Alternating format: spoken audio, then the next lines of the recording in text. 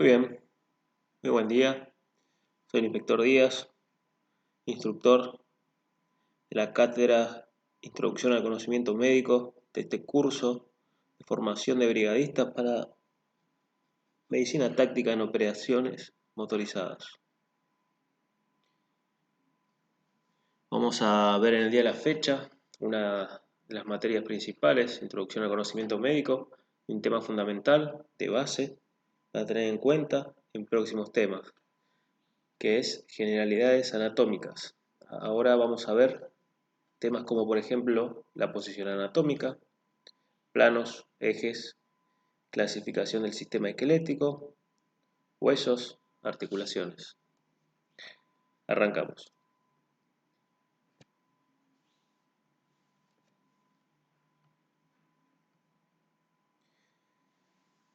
Todas las descripciones anatómicas se expresan en relación con una posición constante. Esto es para garantizar que no haya ambigüedad. Esta posición se adopta para descripciones anatómicas y médicas. Con esta posición nosotros describimos y posicionamos al cuerpo de cierta forma. Vamos a tener partes superiores, inferiores, anteriores y posteriores. Ahora bien, para tener una referencia más específica, se agrega algo que llamamos línea media. Es una línea imaginaria que recorre el cuerpo de cabeza a pies, que pasa justo por el centro del cuerpo. Cuando nos referimos a la posición anatómica, tenemos que tener en cuenta a una persona parada, mirada de frente, con los pies separados en un ancho de hombro, con la vista y la frente mirando hacia adelante, las manos en posición supinas, o sea, con la palma de las manos hacia adelante, con ambos brazos con una leve inclinación hacia ambos lados, y los miembros inferiores, como ya mencioné, con los pies hacia adelante.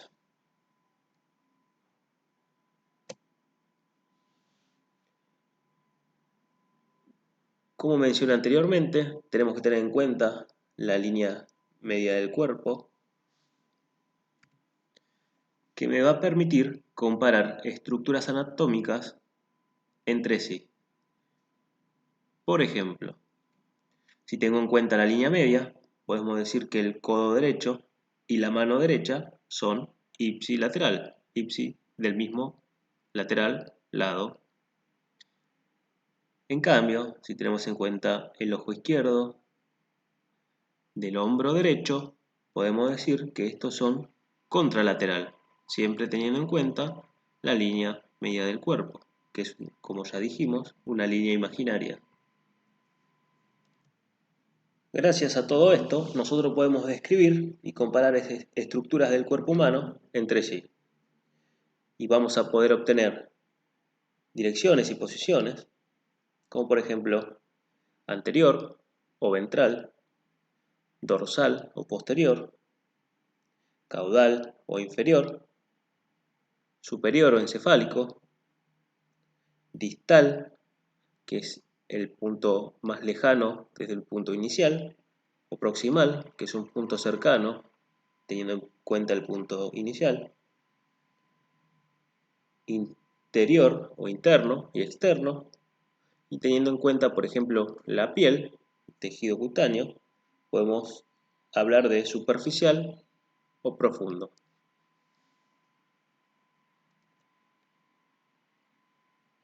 Y los ejes. ¿Pero qué es un plano? Es una representación esquemática de dos dimensiones. Y esto genera una superficie, o sea, una extensión.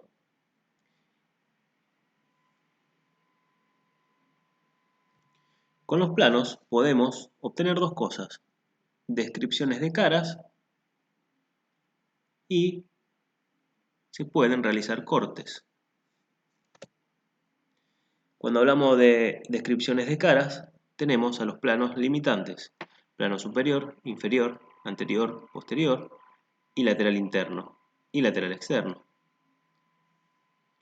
Cuando hablamos de planos para hacer cortes, estamos hablando de planos de sección: sagital, parasagital, frontal, transversal. Transversal podemos también decir que es horizontal o axial. Cuando hablamos de frontal también podemos referirnos al plano coronal, y cuando hablamos de parasagital puede ser paramediano.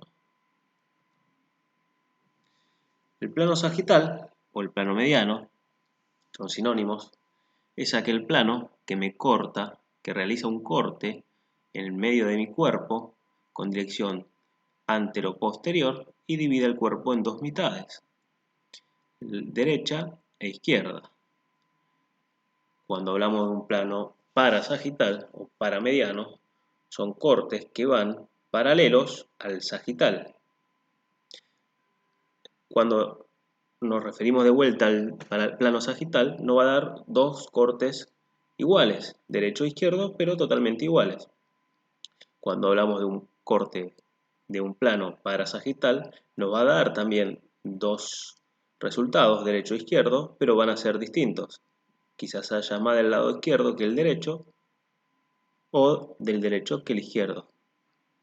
Cuando hablamos de un plano frontal o coronal, estamos cortando al cuerpo en un plano que nos divide al cuerpo en anterior y posterior.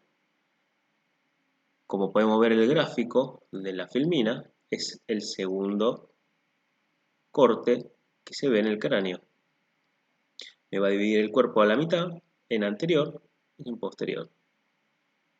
Por último, el plano transversal, transverso u horizontal, nos va a dividir el cuerpo en dos mitades, una superior y una inferior. Como ven, el último cráneo tiene un corte en su endobase, para ser más preciso, separándola de los huesos de la cara. Como pueden ver, divide el cráneo en una parte superior y en una parte inferior.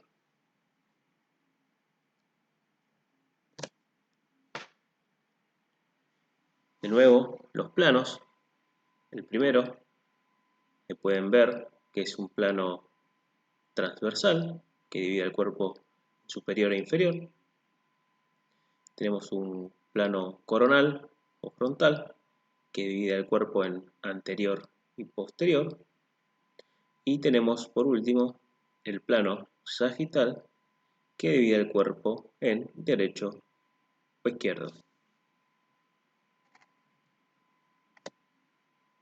Ahora bien, en medicina se realizan estos tipos de cortes para conocer el cuerpo, o bien en el ámbito anatómico. Sí, claro, se realizan cortes o disecciones para tener acceso al cuerpo y a su anatomía. No obstante, en prácticas más actualizadas de la medicina, se puede llegar a tener cortes en cualquier plano mediante herramientas más actualizadas, como pueden ser resonancias, radiografías, donde se ven los cortes con precisión y no hace falta llegar a realizar un método invasivo para el organismo, como lo puede ser una cirugía. Con esta maquinaria, la medicina actualizó muchísimo este tipo de actuaciones quirúrgicas y solo se avanza cuando es necesario y de cierto modo. Como pueden ver en estas imágenes, se puede llegar a realizar cualquier corte para determinar cualquier lesión o enfermedad que tenga esta persona.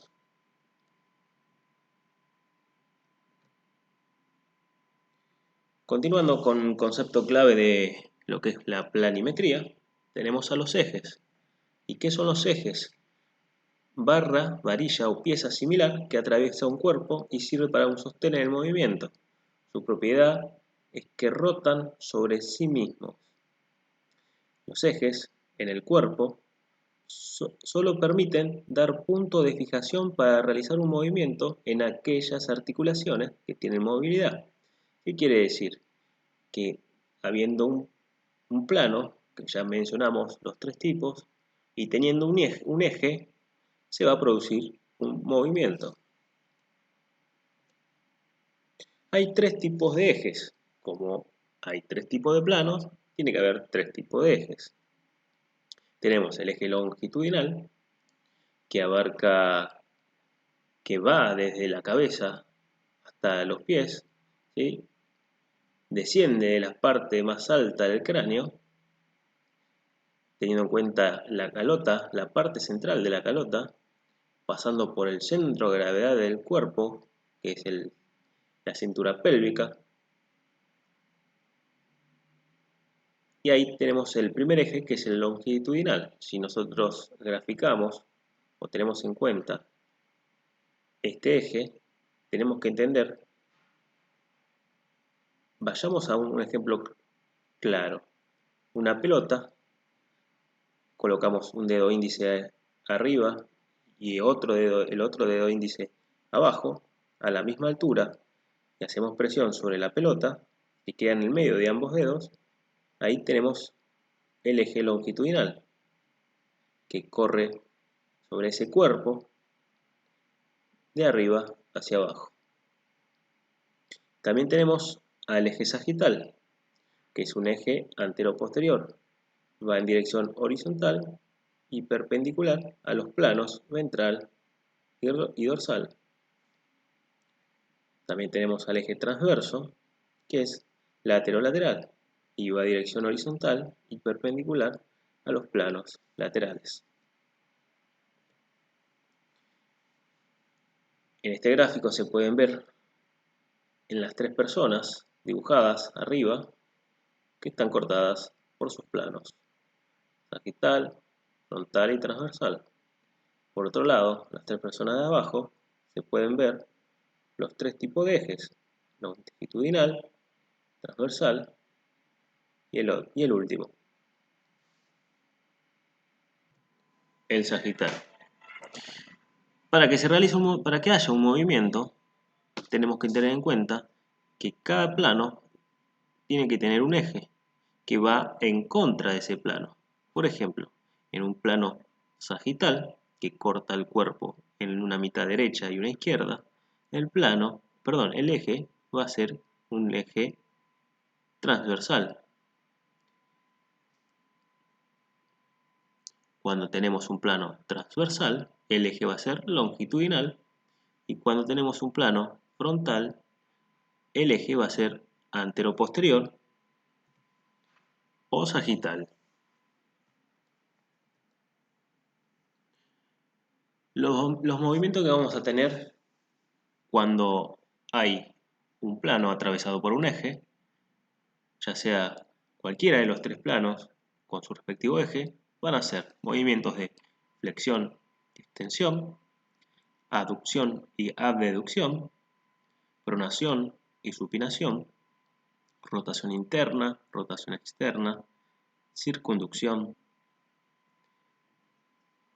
eversión e inversión, oposición y reposición, antepulsión o retropulsión, nutación o contranutación, elevación y descenso, o pronación y retracción.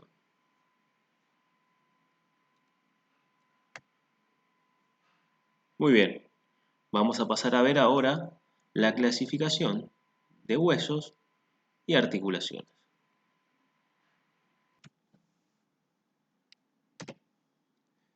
Huesos. ¿Qué es un hueso? Un hueso es un órgano y como tal está formado por varios tejidos.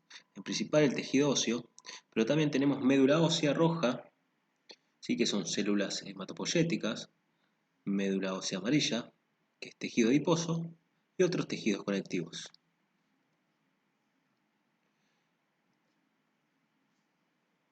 pueden presentarse como elementos protectores formando cavidades que alojarán sistemas y sentidos, por ejemplo, elementos articulares en las que las articulaciones móviles, los huesos, están unidos entre sí. También podemos entender que un hueso es un tejido conectivo especializado que tiene tanto funciones mecánicas y metabólicas. Cuando hablamos de funciones mecánicas, podemos decir, entre estas está la de dar sostén, la de ser punto de anclaje para los músculos. Cuando hablamos de funciones metabólicas, participan del metabolismo la obtención de calcio. Como todos saben, el calcio se obtiene de los huesos, pero ¿de qué forma? A través de un proceso metabólico.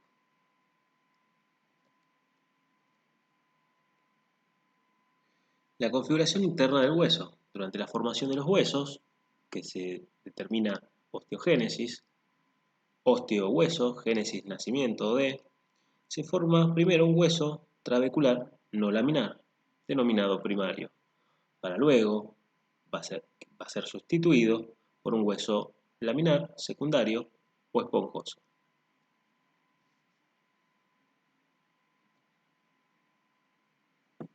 Cuando hablamos de un hueso esponjoso, está constituido por una serie de láminas o trabéculas que delimitan espacios comunicantes entre sí. Ocupados por la médula ósea, esos espacios se lo denominan cavidades vasculares. En cambio, el hueso compacto forma una capa periférica y continua. No posee cavidades vasculares y su matriz extracelular se ordena en lagunas concéntricas alrededor de un canal, formando la estructura conocida como osteona. Para tener en cuenta esto, primero hay que saber que el tejido conectivo óseo es un tejido conectivo especializado, como ya mencionamos, que tenía las funciones que dijimos, pero que va a estar constituido por dos partes, una parte celular y una parte extracelular. Este contenido que estoy mencionando en este momento es de otra materia, ¿sí? Que se llama histología, que es la ciencia que estudia los tejidos a nivel microscópico. Muy bien, dijimos que está dividida en dos partes, celular. Y cuando hablamos de celular, tenemos que tener en cuenta que tiene no solo una célula, sino que varias. Tenemos los osteoblastos, tenemos los osteocitos, que son osteoblastos madurados, tenemos células de revestimiento y tenemos osteoclastos. A grandes rasgos podemos decir que los osteoblastos forman la matriz ósea y que es rico en colágeno tipo 1. Podemos decir que los osteocitos son la misma célula pero madura, tiene forma estrellada y se mantienen en la matriz ósea. También podemos decir que las células de revestimiento recubren todo el tejido óseo y forman el periósteo y el endosteo, que son membranas que recubren el hueso. Periósteo, peri, la periferia, y endosteo, endo, del lado de adentro. Y los osteoclastos, por último, son los macrófagos, ¿sí?, que realizan funciones catabólicas en el mismo hueso, o sea, destruyen el mismo hueso para liberar calcio en la sangre cuando fuera necesario. Esto se llama, o se dice que es una función catabólica, que sería lo contrario de anabólica. Anabólica es que conserva y acumula calcio, catabólica es que destruye las reservas de calcio para liberarlas en el organismo. Continuamos. Y volviendo, dijimos que había una parte celular, que la mencionamos recién con cada una de sus células, y una parte extracelular, que va a ser una parte mineralizada y solidificada A diferencia de otros tejidos conectivos, como por ejemplo la sangre, donde la materia, las células extracelular, va a ser totalmente líquida, con mucha agua. En cambio, en el tejido óseo va a estar mineralizado y solidificado.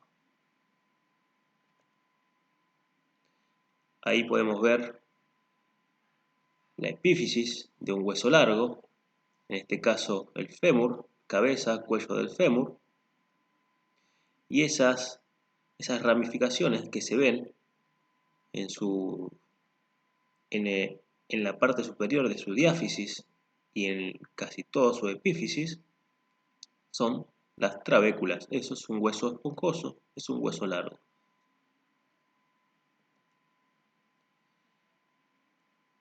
Este es un hueso compacto, a diferencia de este. ¿Sí? Esto es una vista histológica del interior del hueso. Y aprovechando esta imagen podemos decir que el hueso se nutre por todos estos puntos, ¿sí? Que son conductos llamados sistema de Havers. A través de esos sistemas de Havers se van a encontrar la circulación, ¿sí? Ya sea vénulas o arteriolas, y también circulación linfática, que van a ir por cada uno de esos conductos para nutrir al hueso. Cada uno de esos conductos también tiene pequeños conductillos que van de forma transversal para poder suministrar la nutrición ósea, debido a que el hueso no puede ser nutrido por difusión simple. Esta histoarquitectura es determinada o llamada ostiona, que sería la osteoarquitectura de los huesos.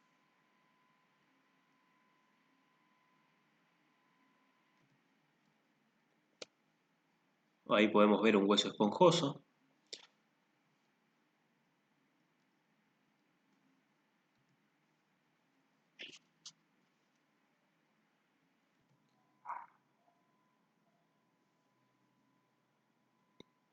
En este hueso esponjoso o trabecular no hay sistema de Havers y se ubica en las epífisis de los huesos largos.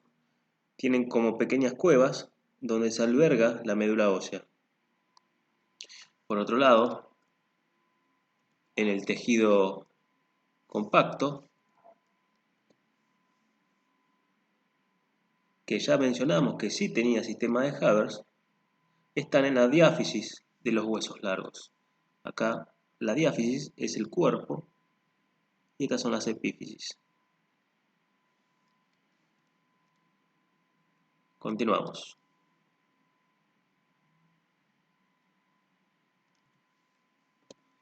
Como mencionamos con antelación,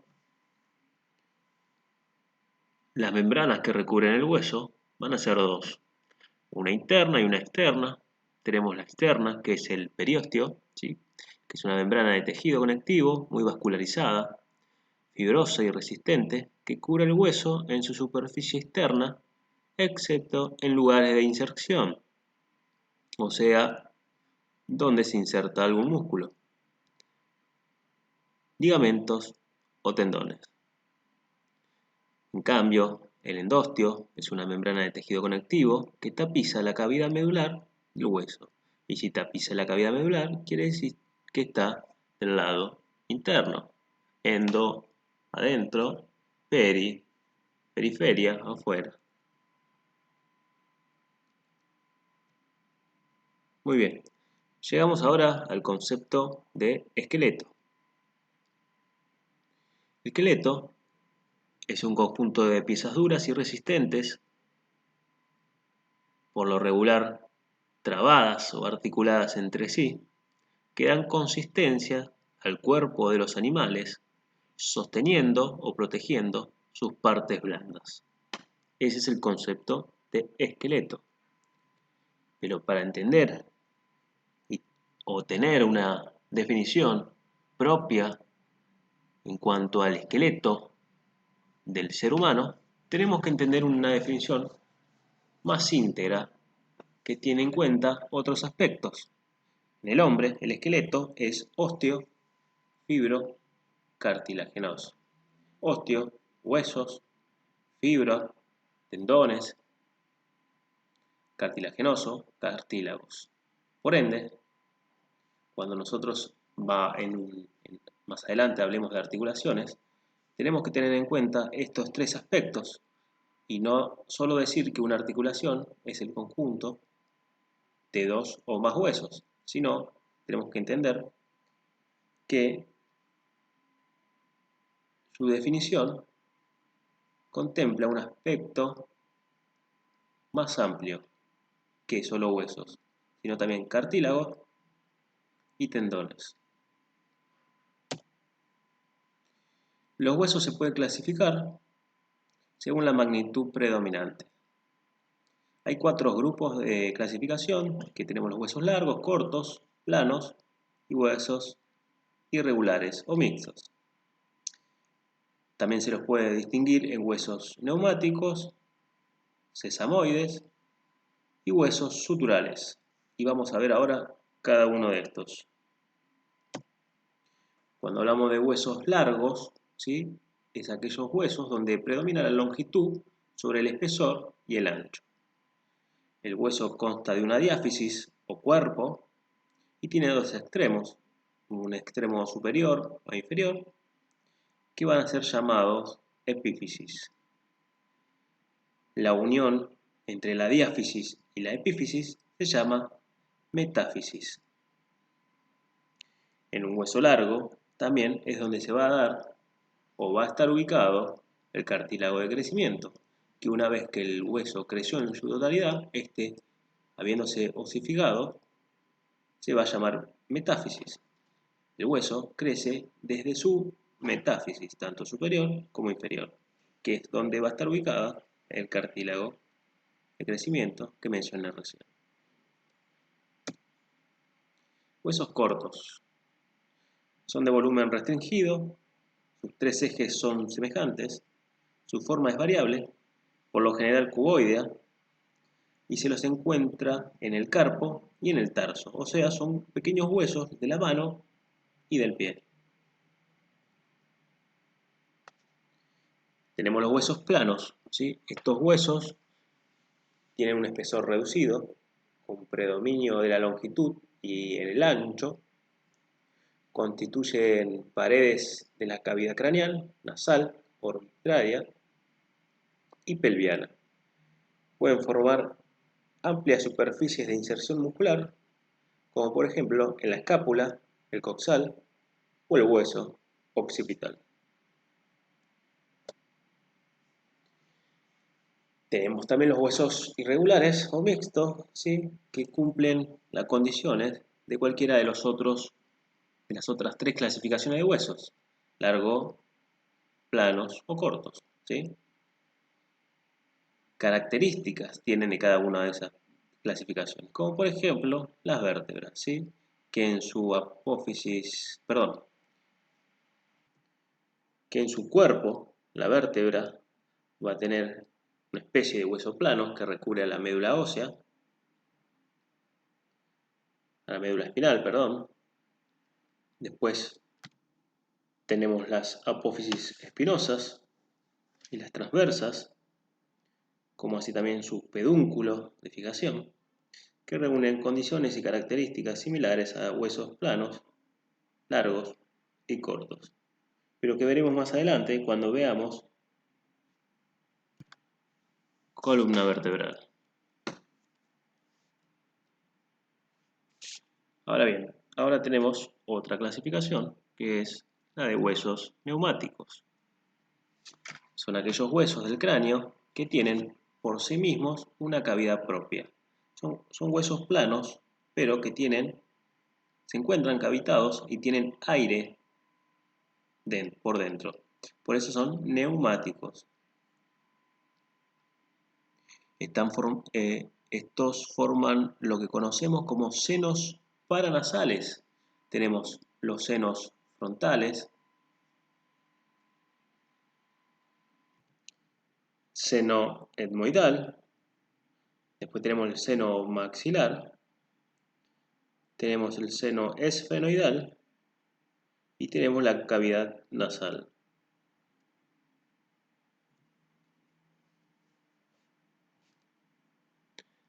También tenemos los huesos suturales o wormianos. Acá está ejemplificado con los huesos del cráneo a nivel superior, donde tenemos la sutura del lado derecho como el izquierdo, uniendo los dos huesos temporales y el occipital, que se encuentra en la zona posterior o dorsal de los huesos del cráneo, y tienen una unión como una especie de diente o cierre que las une. Esto se debe a que cuando el ser humano nace, no tiene estos huesos del todo juntos, debido a que deben cambiar de posición cuando el neonato sale por el canal de parto. Al ser tan estrecho, se reacomoda los huesos del cráneo, y una vez que ya se encuentra fuera, empiezan a osificarse y a juntarse, dando protección al telencéfalo o cerebro.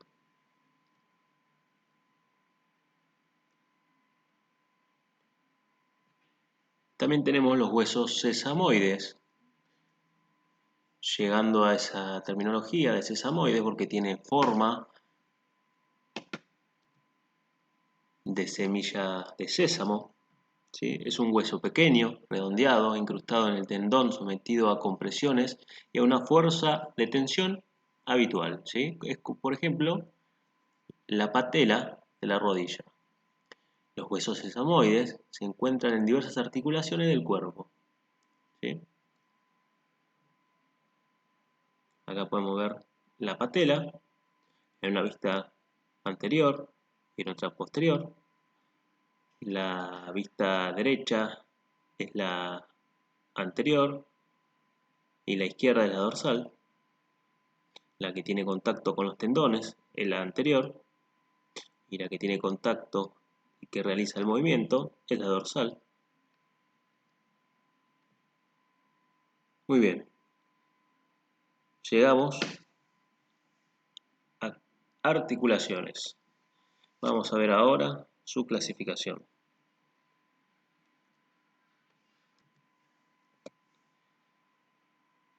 Definición de articulación, vamos a ver en primer término. La articulación son estructuras de unión entre dos o más superficies pertenecientes al esqueleto. También hay que recordar que el esqueleto del ser humano es osteo-fibro-cartilaginoso. Por eso, esta definición es amplia y abarcadora. Esto ya fue explicado con antelación hace aproximadamente 5 o 10 minutos, donde vimos que el esqueleto no es solo un conjunto de huesos, sino, en el ser humano, para ser más preciso, es osteo-fibro-cartilaginoso. ¿Sí? Teniendo en cuenta no solo los huesos, sino la parte de tendones, ligamentos y cartílagos. Tenemos tres tipos de articulaciones: la simple, compuesta y compleja. Cuando hablamos de una articulación simple, en las que interviene solo dos superficies articulares. Cuando mencionamos a una articulación compuesta, en la cual interviene más de dos superficies articulares.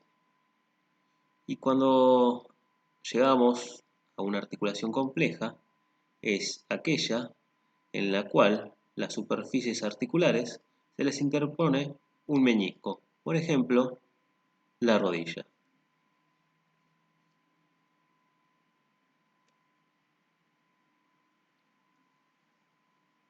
Muy bien. Los movimientos de las articulaciones se interponen con rotación sobre los ejes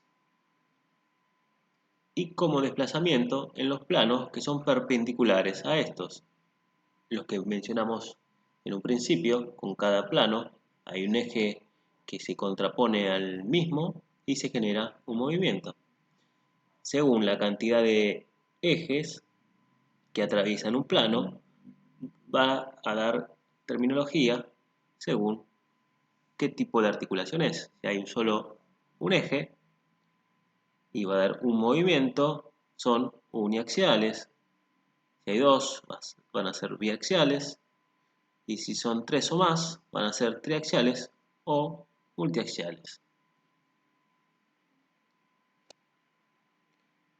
Según el tejido articular, por tener solo tejido óseo interpuesto, es una articulación ósea. Por tener tejido fibroso interpuesto, es una articulación fibrosa. Por tener cartílago interpuesto, es una articulación cartilaginosa.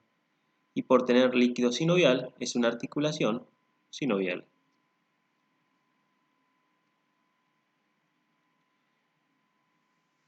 Articulaciones inmóviles. Tenemos articulaciones semimóviles y articulaciones muy móviles o móviles. Podemos tener estas tres divisiones o clasificaciones según el movimiento de las articulaciones, pero es escaso el contenido, ya que está muy limitado. No podemos decir que solo una articulación inmóvil es una sinartrosis, o una semimóvil es una anfiartrosis, o bien una diartrosis es una articulación con mucho movimiento. Estos conceptos van mucho más allá y su clasificación también. También como clasificación tenemos a las cisarcosis, ¿sí? Que está mal dicho, clasificación de articulación, porque esto no es una articulación. Esta es una pseudoarticulación que está constituida por músculos y espacios celulosos de desplazamiento, o deslizamiento, mejor dicho. ¿Sí? Quiere decir que no son articulaciones, sino son espacios de deslizamiento. ¿Sí? Como por ejemplo los espacios que hay en el interserrato y la escápula.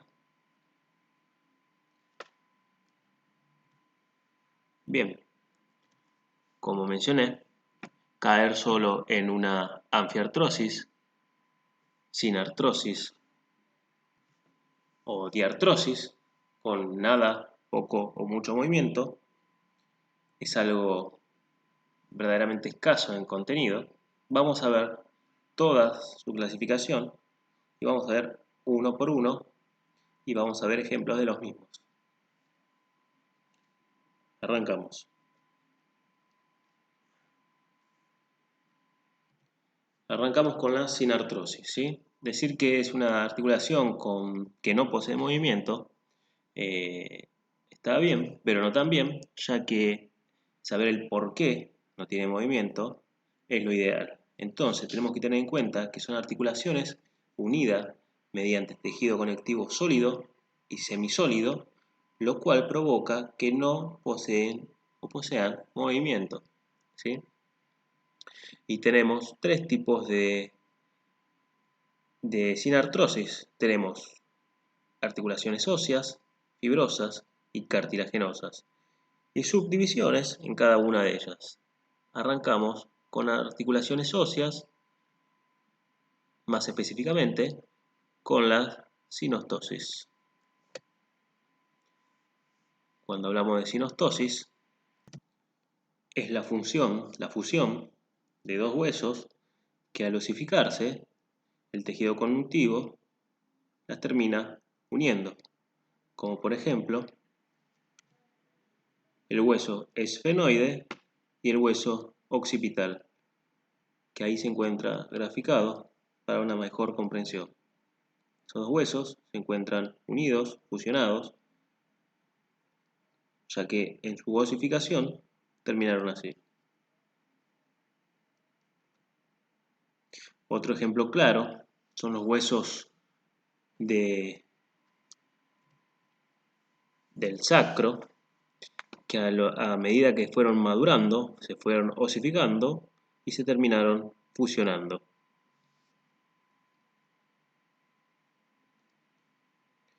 Vamos a pasar ahora a articulaciones sin artrosis de tipo fibrosa, empezando con las de tipo de sutura.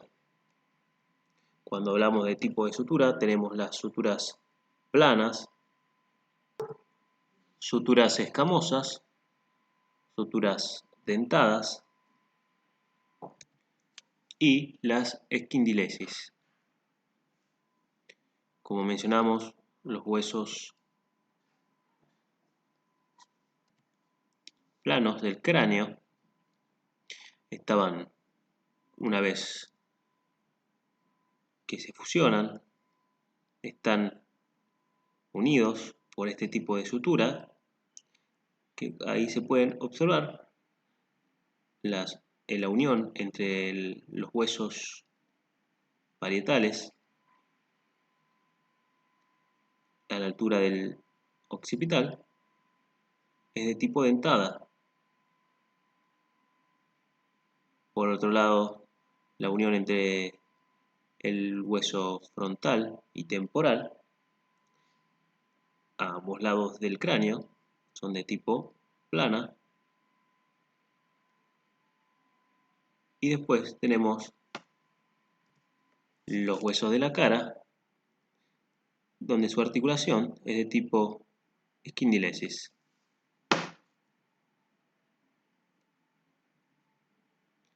Acá vemos los tipos de suturas: dentada, escamosa. En un corte transversal tenemos la sutura plana y ahí tenemos la esquindilesis.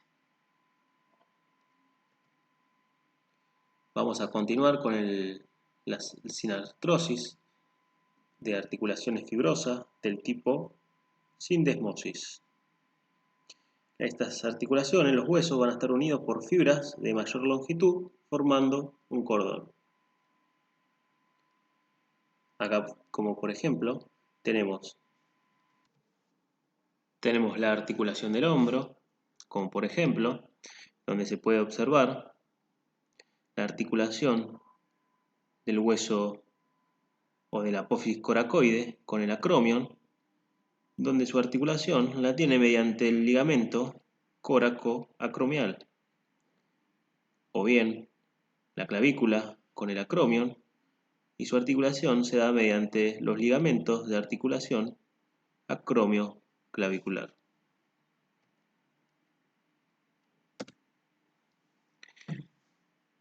Vamos a continuar con las articulaciones fibrosas del tipo sinartrosis y tenemos a las membranas interóseas.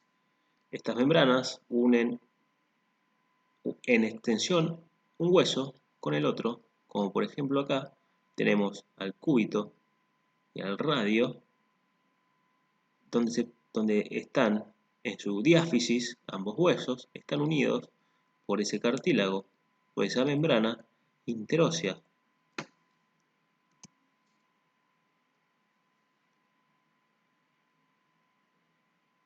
Por último, vamos a ver las gónfosis. En esta, una prolongación ósea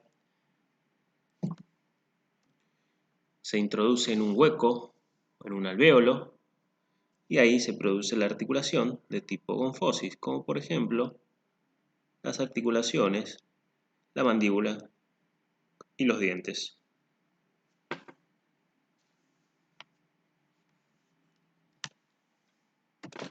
Muy bien, vamos a pasar al tipo de articulación cartilaginosa del tipo sinartrosis y vamos a ver los cartílagos epifisiarios, que son el cartílago de crecimiento, que es el que mencioné con anterioridad, ¿sí?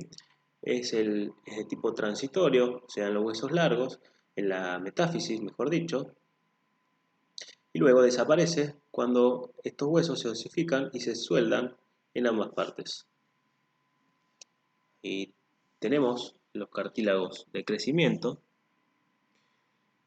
o cartílago epifisiario, donde pueden ver que están en las diáfisis de los huesos largos. Ahí es donde se produce el crecimiento de estos huesos, donde luego van a ser osificados. Por último, vamos a ver las sincondrosis, que derivan de las articulaciones cartilaginosas del tipo de articulación sin artrosis. Esta articulación se puede ver entre las costillas y el esternón, donde se interpone un cartílago, como se puede ver ahí. Ese condro significa cartílago, y ese cartílago es el que une al hueso del esternón con los huesos de las costillas. Y hay como en la caja torácica hay un movimiento cuando se realiza la inspiración y la expiración. El movimiento es escaso, por eso es que esto es una sinartrosis. Muy bien, ahora vamos a pasar a las anfiartrosis. Estas son articulaciones que presentan fibrocartílago interpuesto entre las superficies articulares, como un disco intervertebral, una sínfisis púbica. Los movimientos son limitados. Las sínfisis son las únicas que pertenecen a este grupo articular. Cuando hablamos de sínfisis, podemos hablar de la sínfisis pubiana, como por ejemplo. Volviendo y retomando, haciendo una corrección a lo que dije hace menos de un minuto, esta sincondrosis, los cartílagos que unen a las costillas con el esternón, no hay movimiento alguno. Por eso, como dijimos, estas son sin artrosis, o sea, sin movimiento.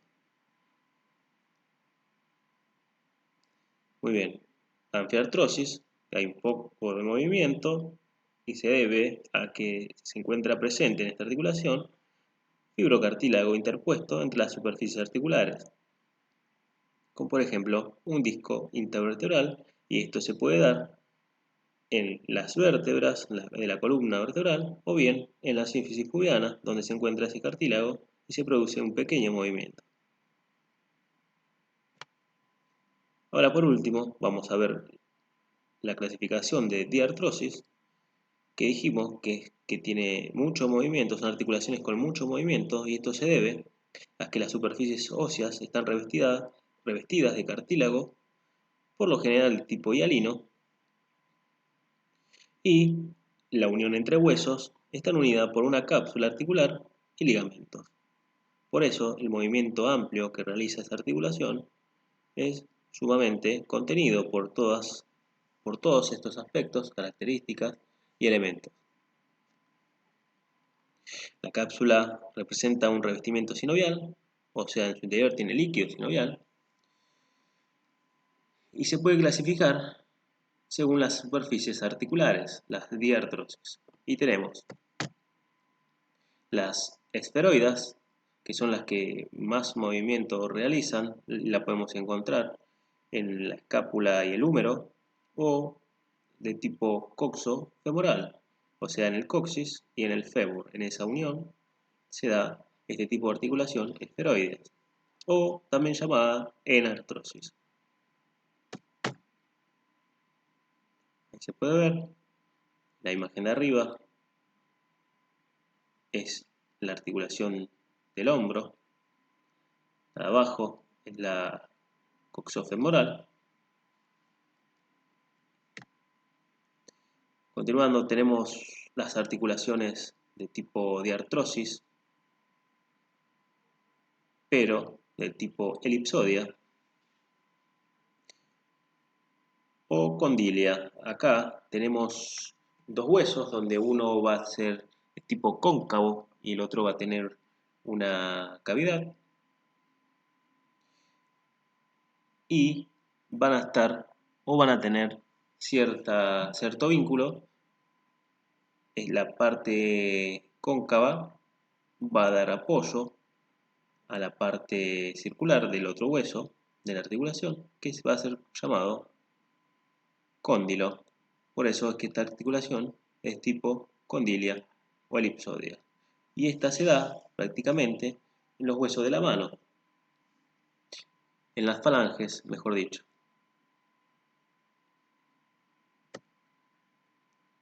Continuando con la clasificación, este tipo de articulación sigue siendo una diartrosis del tipo bicondilia, que quiere decir que tiene, a diferencia del anterior, tiene dos cóndilos, ¿sí?, que se superponen en una superficie cóncava donde va a tener cierto movimiento. Por ejemplo, el fémur con la tibia. Como puede verse acá en el gráfico, hay dos extremidades del hueso largo, llamados cóndilos, y la superficie cóncava de la tibia, donde apoyan ambos cóndilos. Obvio que acá en esta articulación, que es la de la rodilla, también van a haber otros factores, como por ejemplo la ayuda de los meñiscos, que cumplen funciones de apoyo para realizar el movimiento de flexión y extensión. No obstante, tiene otras funciones, como por ejemplo la de nutrición y la adaptabilidad según el movimiento de, como mencioné, flexión y extensión. Pero bueno, eso lo vamos a ver cuando veamos tren inferior, tren locomotor inferior. Pasamos a otro tipo de articulación, del tipo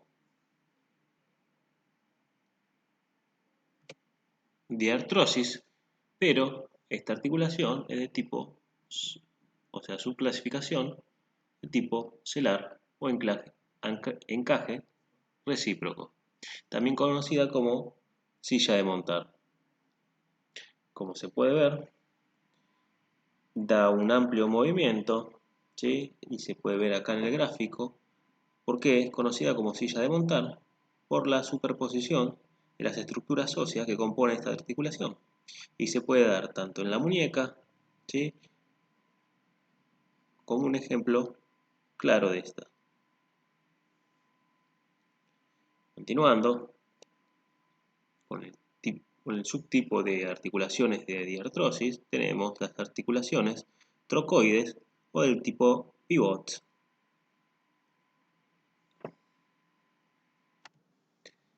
Estas son articulaciones sinoviales donde las superficies articulares están moldeadas de forma parecida a un pivot y solo permiten movimientos en el eje longitudinal, y los únicos movimientos permitidos son los movimientos de rotación lateral y rotación medial. Como por ejemplo, tenemos el atlas, el axis, o sea, primera y segunda vértebra del tipo cervical, donde el atlas es atravesada por ese apófisis odontoides que va a hacer o oficiar de pivot y dar movimiento en esa articulación al atlas, que es la vértebra superior, en una especie o con el movimiento, mejor dicho, de rotación lateral o interna.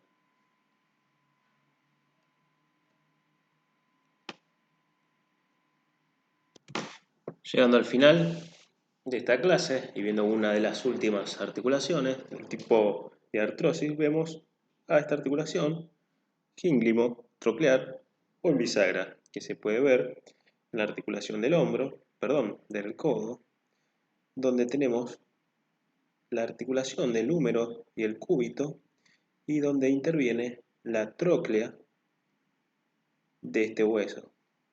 Por eso, acá, en esta superficie, es de tipo bisagra, pero ampliaremos cuando veamos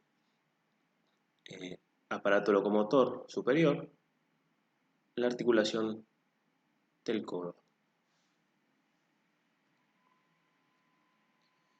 Por último, tenemos la articulación plana o artrodia, que también es de tipo de artrosis.